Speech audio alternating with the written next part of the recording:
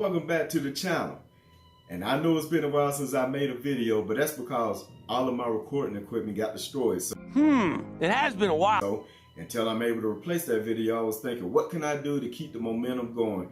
And the most simple way to keep things going, the easiest videos to make, are basically ranking videos, which is why we're here today. Like, I'm feeling so basic. Now, don't worry. Once I get my equipment, I will get back to making videos the way I typically do. But until then, we're going to kick things off by ranking the movies of 2022. Yeah! Now, before I get started, let me say this. If you like what you see, go ahead, hit that like button. Please share and subscribe and help me get to 500 subscribers by the end of this year. And with any ranking list, this is just my list, my opinion. So if your favorite movie didn't make my top 10, or a movie that you absolutely despise is in my top 10, it's just my list. Let's not argue about it. Let's be cordial. Put your favorite movies or best movies of 2022 in the comment section down below. Let's talk about it. And with that out the way, let's get on with the show. And before I get started, I will say this. I didn't really watch a lot of bad movies this year. I tend to stay away from movies I know are going to be bad, like Jeepers Creepers Reborn. Yeah. That's not gonna happen. So all of the movies except for number 20 are all movies that I can get some enjoyment out of. They're not bad movies. This is a stacked year for movies, especially horror movies. And the movies on top are probably instant classics. And the ones at the bottom, they're just okay. So this list is going to consist of every movie I've seen in 2022 that had either a theatrical or home media release. Okay, got it. So there's 2 or 3 movies on this list that are technically movies of 2021, but they made my list because I didn't see it in 2022. So with that being said, there's 20 movies that fit that category. So we're kicking things off with the movie, the worst, the bottom of the barrel, the biggest disappointment, the most horrendous movie of 2022 for me, Jurassic Park Dominion. That is one big pile of shit. Now, I'm gonna be honest with you, this is the only movie on this list that I didn't finish watching. I tried to watch it 3 times, I fell asleep 3 times, and this movie delivered nothing that I would come to expect out of a Jurassic Park movie. Now, I'm a fan of Jurassic Park franchise. Of course, the original was an all-time classic, but this movie did the ultimate sin when it comes to a Jurassic anything movie. You go to watch dinosaurs and there's no dinosaurs in it. This movie is about global warming and insects. Now, eventually, you do plan to have dinosaurs on your dinosaur tour, right? Hello? Hello? Yes? I really hate that man. If there's dinosaurs in it, I'm sorry, I missed it because I went to sleep. I didn't see it. It took too long. So Jurassic Park Dominion is number 20. Now, before I continue, keep in mind I'm not going to spoil anything since all of these movies are new. I'm just going to tell you briefly why it ranked where it ranked at, what I like, or maybe what I did not like about it. And I'm going to keep this spoiler free as possible. So with that being said, let's continue on with number 19. And number 19 for me, and all these movies, the next 3 or 4 are all decent, and you could probably switch them around. It just depends on what day of the week, how I feel. But the reason why this movie sits at number 19 is because the trailer led me to believe it was something that it really wasn't. I popped it on. It's a decent movie, but it wasn't what I expected, and that's Good Night Mommy. Now, Good Night Mommy was a little movie I believe came out on Amazon Prime. It stars Naomi Watts, and technically, it's a decent movie. It's well acted. The cinematography is pretty good in it. The problem with the movie is, like I said, the trailer led me to believe it was something that it wasn't. And you'll find out later on my list, that's not necessarily a bad thing, but it's totally different from what I thought I was getting into.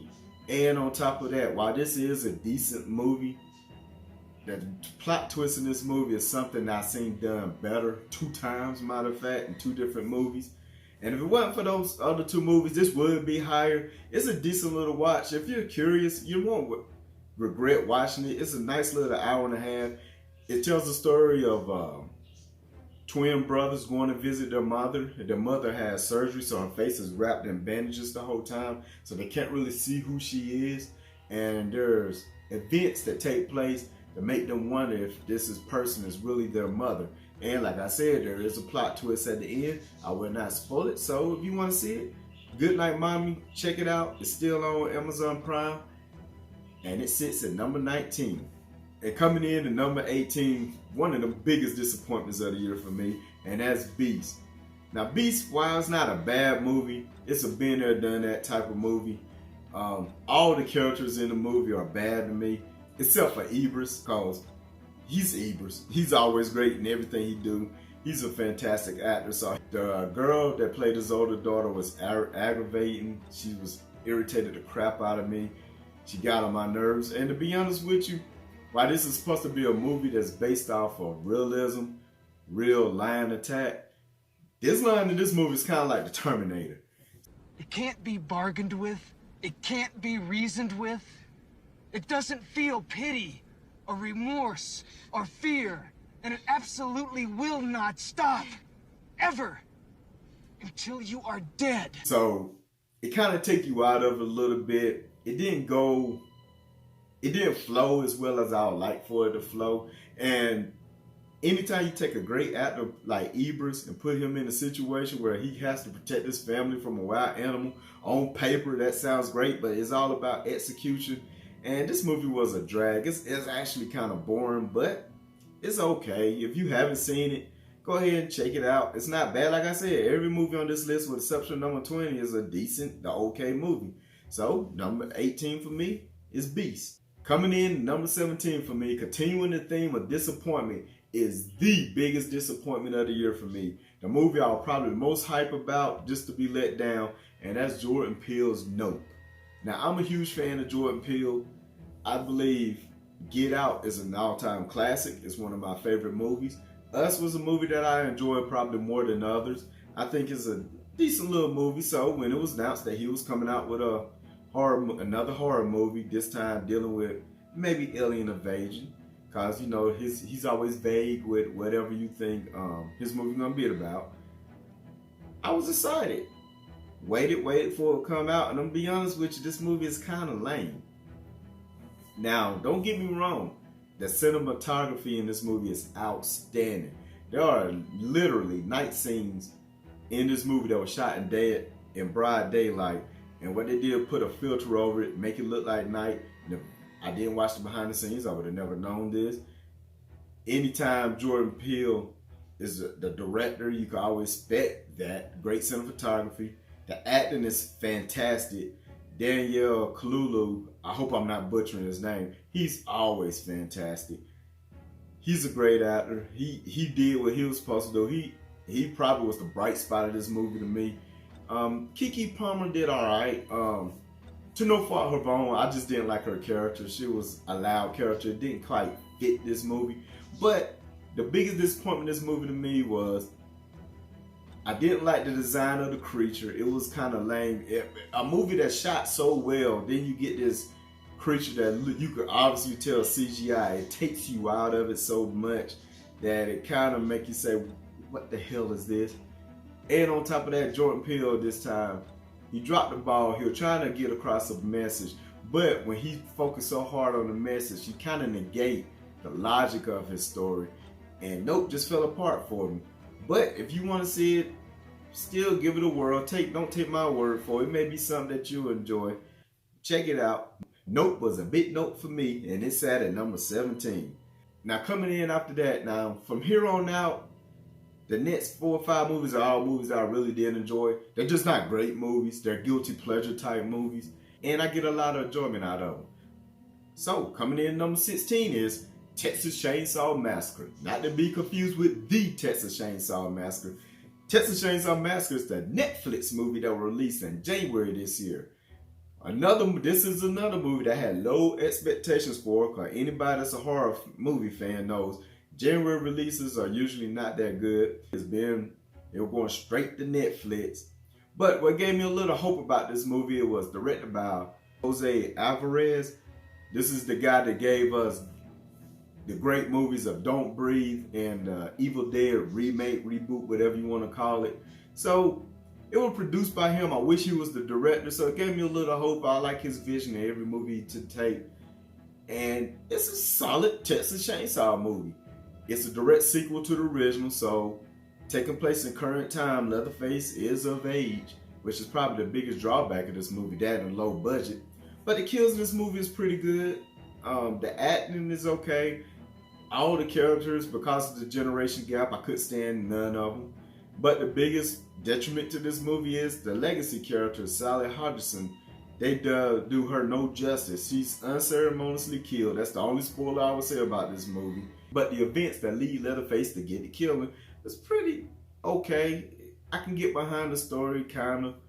It's a guilty pleasure movie. It's not great, but it's not bad. So, Texas Chainsaw Massacre, check it out. It's number 16. Now, let the controversy begin. Coming in at number 15 for me, and I'm probably one of the few people that actually like this movie, but I completely understand the criticism, and it's probably most people's most disappointing movie of the year, and that's Halloween Ends. Now, I've already done a spoiler review and a spoiler-free review of this movie, so I'm not going to spoil anything. I get the criticism of this movie because I'm going to be honest with you. To me, this movie is the Prometheus of the Halloween franchise, meaning Prometheus is a great movie. It's on paper, on its own. It's something that, it's a masterpiece, matter of fact. Now, saying Halloween Ends is that good, but the problem with Prometheus, same problem you have with Halloween Ends, it didn't deliver on what it promised. Prometheus supposed to give us an origin story of aliens, but it went off in another direction. Even though it's a good story, it's just not what we was promised, just like Halloween Ends. That's not what I'm asking you for. So you want to know my complete thoughts on Halloween Ends? Check out my review. I'm putting a card up here somewhere. Check it out in the playlist. Like I said, I have a spoiler and spoiler-free review. But it is a disappointing movie for most fans. It does not fit the trilogy. I will give it that. Anybody that hates this movie, okay, I understand. But I kind of like a couple of things, and I like some of the direction it take. It's just that it didn't fit this trilogy, and it came out of nowhere. So, Halloween Ends, number 15. Now, I got a surprise coming in, number 14. Getting away from the horror genre, I have a family movie, and it's A Christmas Mystery.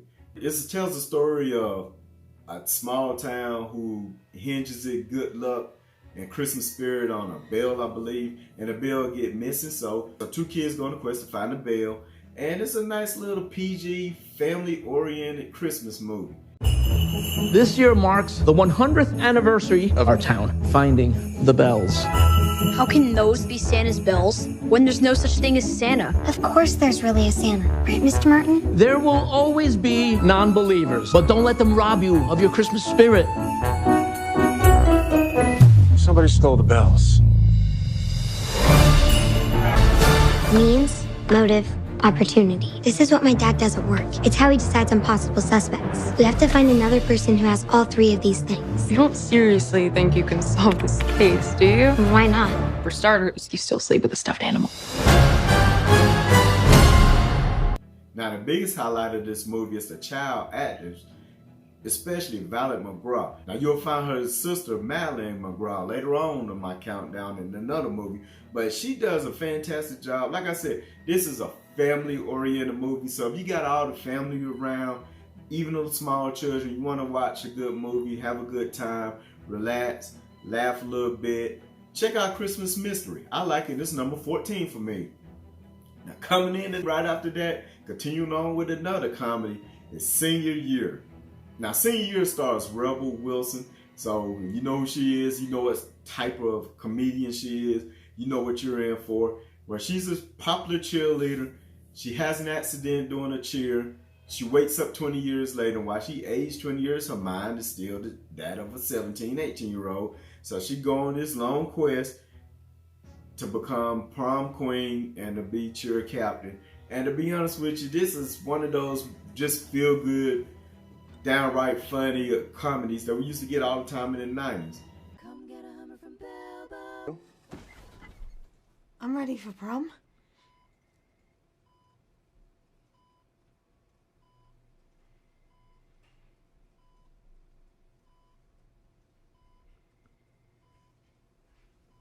What the slut?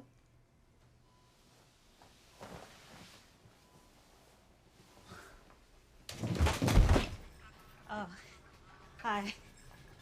Hi, hello, hi, excuse me. I'm not sure what happened, but I think there's been a mistake and I've been put in the wrong room because there's a bunch of birthday cards for like a really old person and the TV's flat, like the back of it is missing and I really need to see who's number one on TRL. Dr. Johnson to the 3rd floor. The cheerleader just woke up. Oh, don't mean to be a bitch, but cheer captain. Cheer captain. And do you have any like Von Dutch jeans? Because this is like really unflattering. Woke up. What are you staring at? Hello? It's very rude to be a stare bear. Hello? Stop doing that! Why are you doing that, you freaky old...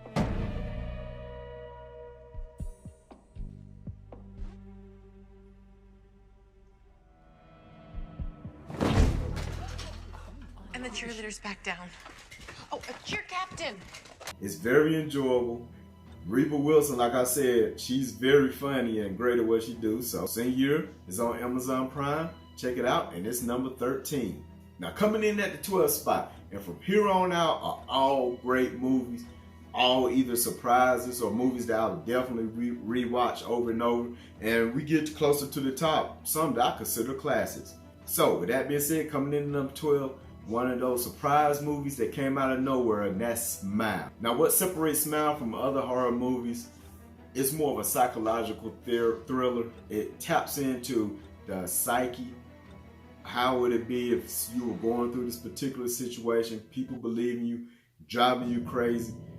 And Smile had a lot of great surprises, and I'll be honest with you, when I first seen the trailer did it no justice. I thought it was initially biting off Truth or Dare, which I did not hate like a lot of people, but you know, it had that goofy smile and they just stand there.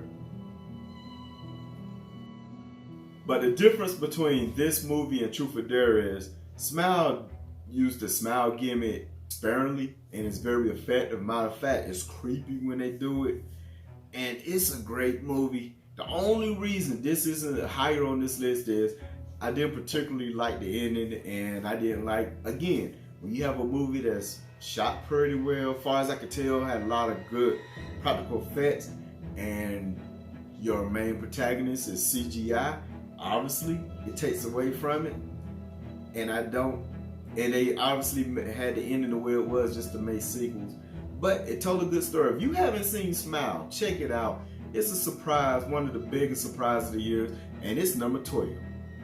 Coming in number 11, another surprise. And I can't believe that I even like this movie because I'm not a fan of this franchise. By no means, as a matter of fact, this is the only one in the franchise that I like. But number 11 for me is Hulu's Hellraiser, or Hellraiser 22. Like I said before, I'm not a fan of the Hellraiser franchise. It's just one of those franchises where I get what they're going for. It's artistic, I understand that, but it's a little grimy for my taste. It's a little out there as far as the body horror, all the sexual innuendos mixed in with the torture. So when it was announced that they were coming out with a new Hellraiser movie, I was like, okay, fine. But after I started hearing a lot of reviews about it actually being pretty good, I checked it out, and I'll be damned. This is a pretty good Hellraiser movie.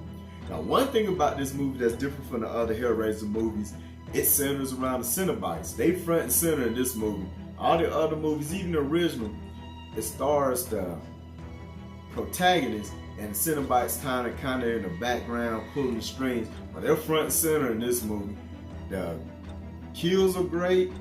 It's bloody, gory. Another thing I like about this movie, the box isn't just a regular box like a Rubik's Cube. This time when you figure out the configuration, it shapes, and it punches you in some way, shape, or form with a blade, some type of puncher mechanism, and it draws blood. Once it draws your blood gets on a box, you now become a target. So the story of how it gets into it, like I said, I'm not going to spoil too much of how they get into the events, of setting the events in motion is pretty good. Got a nice little surprise twist ending to it as well. And it's one of the few Hellraiser movies that I can really enjoy. Matter of fact, I don't know if it's controversial, it's my favorite Hellraiser movie. So, Hellraiser 2022, number 11. Now we're here, folks, in my top 10. And coming in number 10 for me, and I'll be honest, technically why this movie isn't better than some of the movies below it, for me personally, it's one of my favorite movies because I'm a huge fan of the franchise. And this is one of those movies that came out technically in 2021, but I didn't get the Blu-ray until February of 2022. So, number 10 for me is Resident Evil Raccoon City. I mean, what the hell is this? I really don't understand it. Now, this movie is a love letter to the fans. Now, if you're a person that's not a fan of the video game franchise or don't know much about it, you watch this movie and say it sucks, okay, I get it. I can't argue with you. The reason why I say that is so much of your enjoyment of this movie hinders on your knowledge or what you already know about the characters. So if you go into this movie blind, don't know anything about any of the RE characters, particularly from the Resident Evil 1, 2, and a little knowledge of Code Veronica, you're going to be lost. A lot of stuff isn't going to make sense to you. But for us, the fans, like I've been a Resident Evil fan since the PlayStation 1 days. Ha ha, you're old. This movie was awesome. This is the best Resident Evil movie to me. The only flaw with this movie to me is it wasn't long enough. It tried to combine the stories of RE1 and 2 in about a 2-hour runtime. And it just wasn't enough time to flesh out all the characters. To touch on major points from the video game franchise, but for a fan, this is, like I said, this is a love letter to the fans. And it's one of my personal favorite movies. While it may not be the best one on this list, it cracked my top 10. So Resident Evil, Welcome to Raccoon City. Check it out if you're a fan of the game. You owe it to yourself. If you stayed away from it because of negative reviews, check it out. Go watch it today. And I hope they get a sequel soon. But this time with the sequel, I hope they take their time and just tell one story instead of two. But it's my number 10 movie of the year. Now, right after that, coming in at number 9, another surprising movie this year that came out of nowhere and continued this great year for horror, Barbarian. Now, Barbarian is a movie where, like I said before in another movie, the trailer gave away nothing. The trailer was a little misleading. And this movie just punched you in the gut and kept going. Now, this movie stars Georgiana Campbell, Jason Long, and Pennywise himself, Bill Skarsgård. And I don't even know how to describe this movie without spoiling it. So the best way to watch this movie is go in blind. You will enjoy it. The only reason it didn't crack my top 5 was, again, another movie that tells a great story, has a lot of good twists. The main protagonist, or I don't know if you can call it protagonist, the main person doing the killing and the assault, I'll say that. You could tell it's CGI. CGI do not mix well with practical effects. Anybody, I don't know why Hollywood don't understand, in a horror movie, please use practical effects, use makeup. The realer look, the better, because the CGI can take you out of it. That's more for sci-fi movies. But Barbarian, I'm telling you, if you haven't seen it, this is a pretty good darn movie, and it's number 9 for me. Now, coming in at number 8 is a movie I was going to cheat anyway and put on here, because technically it's a movie from 2021, but it did have a 2022 home media release, and that's a family movie, 8-Bit Christmas. Now, this movie, I don't know if it's really that great or just touching on all the nostalgia things for me. This movie stars Neil Patrick, and it tells the story of Christmas time is coming up and his crazy zany quest as a child to get a Nintendo. Like I said, this movie, for all of us that grew up in the 80s babies, or was around when Nintendo first came out, we remember how big it was. And for this movie to touch on that And the center around Nintendo was very nostalgic and something that I really appreciate. Along with it, it's still a pretty good, funny movie. It's one of those family movies. It's something I'm glad I found. I'm definitely going to be watching this annually. It's a great movie that took me back in 1980 in all the right ways. So, 8-Bit Christmas, if you haven't seen it, check it out next year. Check it out now if you want to before it's gone. It's still on HBO Max, I believe. Yes! That's awesome! Put this in your rotation. If you're an 80s baby, you really gonna like this. 8-Bit Christmas, number 8. Right after that, number 7. Another movie that came out in 2021, but didn't have the Blu-ray release, I believe in February or January this year. Ghostbusters Afterlife. Now, Ghostbusters Afterlife, without spoiling anything for those who haven't seen it, if you're a fan of the original Ghostbusters, check this movie out. This movie does a great job at going forth in another direction while paying homage to the original characters, the legacy characters, tying everything in a nice bow. And this movie surprisingly was very emotional. Like, it touched on the heart's chords a little bit for those of us that are fans of the original, because it deals with the death of Egon, who died in real life. I can't think of the actor's name, but they centered around that pretty well, very tastefully, and it kind of brought back the old Ghostbuster feeling that really only the original Ghostbuster movie had. Ghostbusters 2 was okay, but it wasn't the original Ghostbusters, and this movie kind of closest to that. It's a great sequel. If you haven't seen Ghostbusters Afterlife, check it out. It's number 7 on my list. Now, here on out are all movies that I think are all classics, and you maybe can throw the last one in there too, but the best movies of 2022. Now, coming in number 7, another big surprise, a movie that I had absolutely no faith in whatsoever, and that's Orphan First Kill. Now, Orphan First Kill stars Isabelle Fuhrman, who played Esther from the original Orphan, and 23 years later, I'm gonna tell you what, there's no CGI in this movie. They made her look younger by camera tricks, stunt doubles, pulling the camera far away, and she looked just the same as she did in the original Orphan. Now, the reason why this movie I wasn't looking forward to it, had little expectation, was we already knew the story of the prequel. They said it in the original. It was a family, a fire, she seduced the dad, and what happened led into the events of the first one. But that's not quite true. In this movie, they explore that storyline, they go to it, but there's a major twist in it. It came out of nowhere. When it unfolded, it had my jaw on the ground. I'm like, wow! It's not quite as good as the original, but what is, because that's one of the best movie twists of all time, when you find out she's really a grown woman.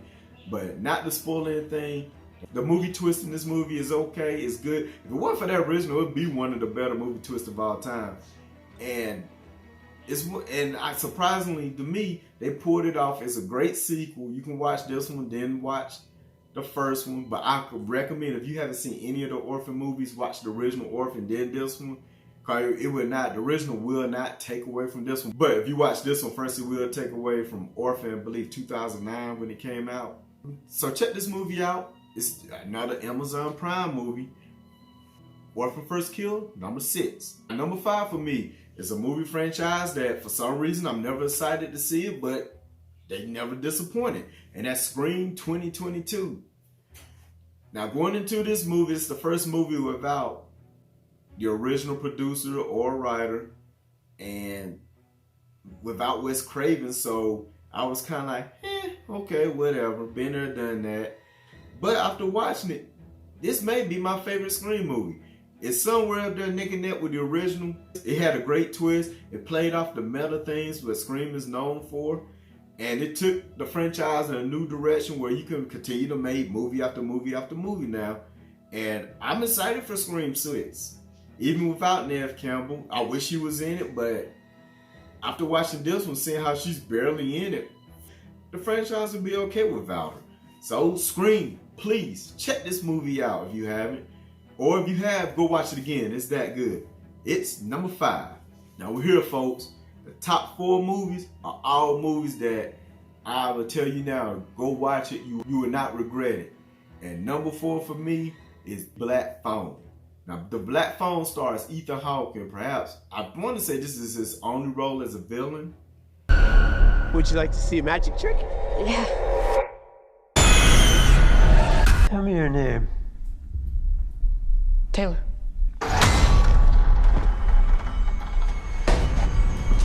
I was really starting to like you, Finny. I almost let you go. Hang it up. Now, this movie starred Marilyn McGraw, the sister of Violet McGraw from A Christmas Mystery. The guy that played her brother was pretty good. All the child actors in this movie is good. It's set back in the 70s.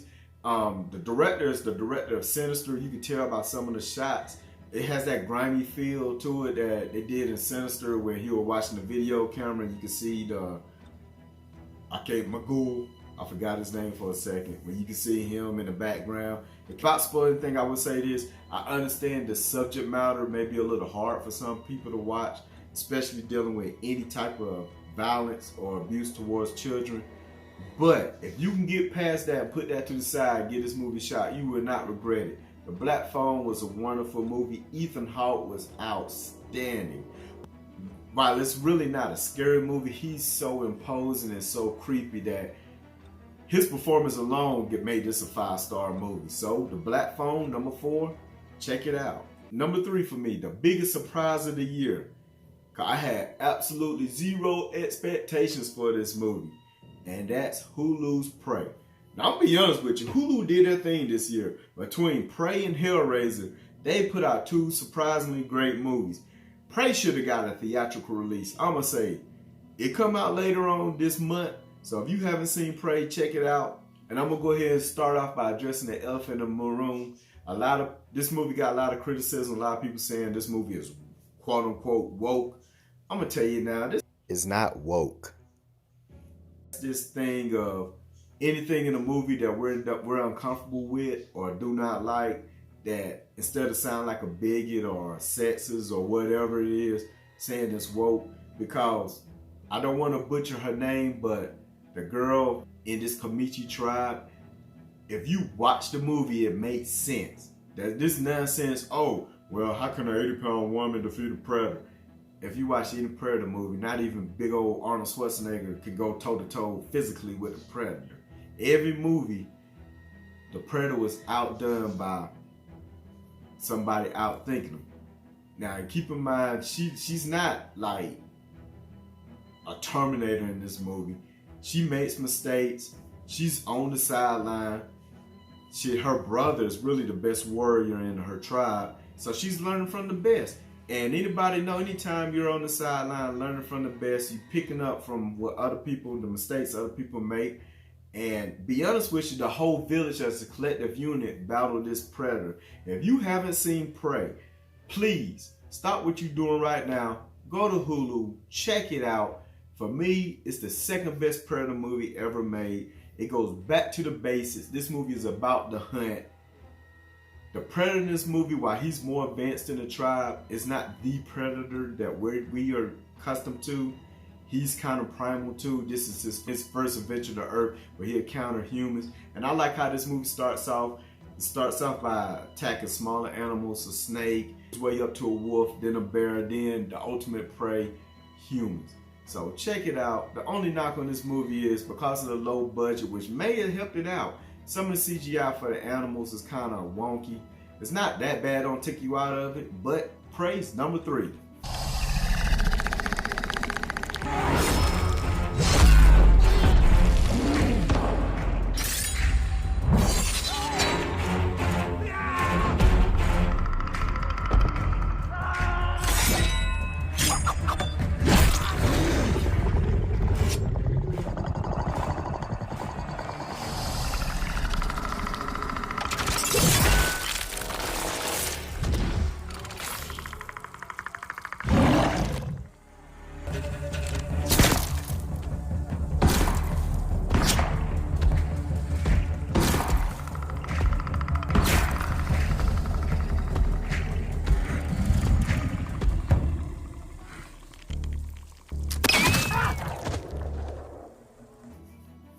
we're here, folks, the top 2. And I'll be honest with you, my number 2 movie, if it wasn't for my number 1, it would be any other year, it would be the number 1 movie of the year. And this is another movie that came out of nowhere and set this year off for the great year that it was for horror. And to be honest with you, this is Boogie Night meets Texas Chainsaw Massacre, commonly known as X. X is a movie that came out of nowhere. But when you see it, it punch you in the gut, grab you by the throat, and don't let go. Mia Goth, this is all I'm going to say. Give her an Oscar. She does a wonderful job playing 2 characters in this movie. She plays the protagonist, Maxine, and the antagonist, Pearl. And honestly, until somebody tells you, you really can't tell. You think it's really an old woman, but it's Mia Goth. She really shows off her acting chops in this movie. Once you get past the gritty, grimy Boogie Night aspect of this movie, it's gory as crap. And there's also different layers to this movie that kind of touch on different things as far as getting over our own insecurities and holding on to what we used to hold dear. But X, please, if you haven't seen this movie, trust me, then you won't regret watching this. This is an all-time classic. It was so good. We actually got a prequel to this movie later on this year, Pearl, which I haven't seen yet, which I will be checking out. And later on, I believe 2023 or maybe the beginning of 2024, we had a sequel, Maxine. Not to spoil too much. Once you watch this movie, those titles make sense. And if they pull off, from what I heard, Maxine as good as Pearl is, because everybody I've heard so far say it's just as good or some aspects better than X, this is one hell of a trilogy that came out of nowhere. Move, you mean old ugly bitch!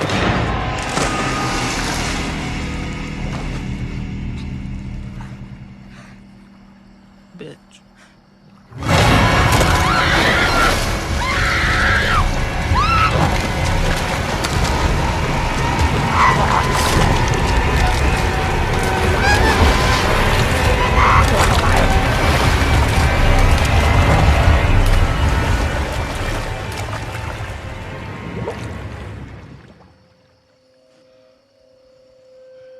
Was that the one? You know I don't like blondes. My number 1 movie, and it's no surprise, it wasn't no competition. Not only is this the number 1 movie of 2022, this is one of my favorite movies of all time, and that's The Batman.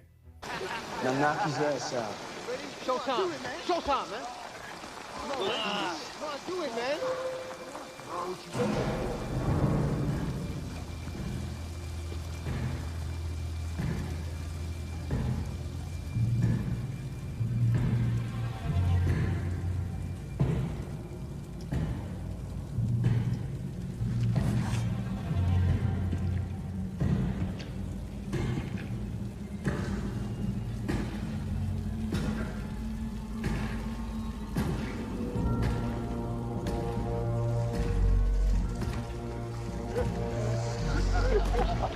See this guy?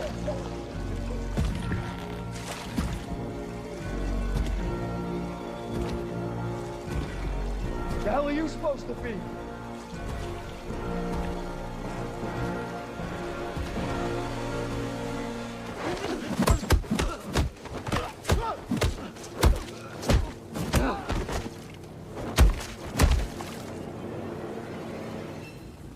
I'm vengeance. Come on, people. Was there really any doubt what was going to be number 1? The Batman is perhaps, I'm not going to say it's my favorite Batman movie yet. I need more Batman movies in this timeline to definitively say that. But Robert Pattinson, oh my God. He's definitely one of the most brutal Batmans. Now, I can't really say too much on the Bruce Wayne aspect of it because, not to spoil it, if for some reason you haven't seen this movie, the Bruce Wayne in this movie is still hurt. He's still battered. He really don't care if he live or die. So he's pretty much Batman whether he has the mask on or off. But that's done intentionally, so there's not really too many deep layers in the Bruce Wayne character. But Robert Pattinson plays it well. And speaking of the acting in this movie, everybody in this movie did a phenomenal job. From Zoe Kravitz to Jeffrey Wright And oh my God, Colin Farrell. Colin Farrell as the Penguin. Oh man, it was just one of the best acting jobs I've seen, especially for this genre movie. If you would have told me that that was Colin Farrell playing the Penguin, it was hard for me to find him. He disappeared in all the aesthetics, the makeup. He even changed his dialect. I saw Colin Farrell nowhere. He literally became another person. So Colin Farrell, hats off to you. I'm looking forward to the HBO spinoff series featuring him as the Penguin. And the Penguin is a character that I really don't necessarily have a lot of stock in. He's just a little fat, short guy with a little eyepiece. Never not that intimidating, but this Penguin is pretty entertaining. And we finally got a Riddler that can be taken seriously. This Riddler is my favorite Riddler. There's actual real consequences not figuring out the riddle that he has in front of you, which most 9 out of 10 people pay with their life. He's vicious. He's kind of like Saw in a way where if you don't figure it out, you're dead. And he's dark, menacing. He uses intellect. And for the first time, believe it or not, looking back at all the live action Batman movies, this is the first Batman movie where he's a detective. He's the world's greatest detective. He used his mind and intellect to figure out the riddles, but he was always a step behind the Riddler until, of course, the end. And for a 3-hour long movie, anytime you can have a movie with a runtime that long, and by the end I'm still wanting more, you have a fantastic movie. There's not much I can say. The Batman is the movie of the year for me. It was the best movie of 2022. So far, the best movie of the whole 2020s, even though it's early in the decade. And I'm really looking forward to where this movie going. I hope they hold off on the Joker. If they want to have him in the background scenes, pulling strings in the next movie or two, fine. But I want to see other Batman characters. The Riddler, be honest with you, was just as menacing as Heath Ledger's Joker. He kind of was like the Joker, just by a different name. So I'm really interested in what they're going to do. I'm looking forward to it. And if you, for some reason, have not seen The Batman, literally, stop it. Stop right now. Stop what you're doing. Go find it. If you have HBO Max, it's on HBO Max, like all DC movies, a month after the theatrical release. Go check it out. Watch it. You will not regret it. If you're a fan of Batman, you will love this movie. If you like detective movies, you will love this movie. If you like psychological thrillers, you will love this movie. It has something for everybody. It's my movie of 2022. So with that said, tell me what you guys think. Was you surprised with my number one? Did you think another movie should have been in the top 10 or wasn't? You think my list is totally garbage? Let me know down below, comment. Remember, please like, share, subscribe. Help me get to 500 subscribers by the end of this year. And until next time, remember, my opinion isn't the right opinion. It's just my opinion. Let me know yours. Let's have a civil conversation in the comment section and see you next time.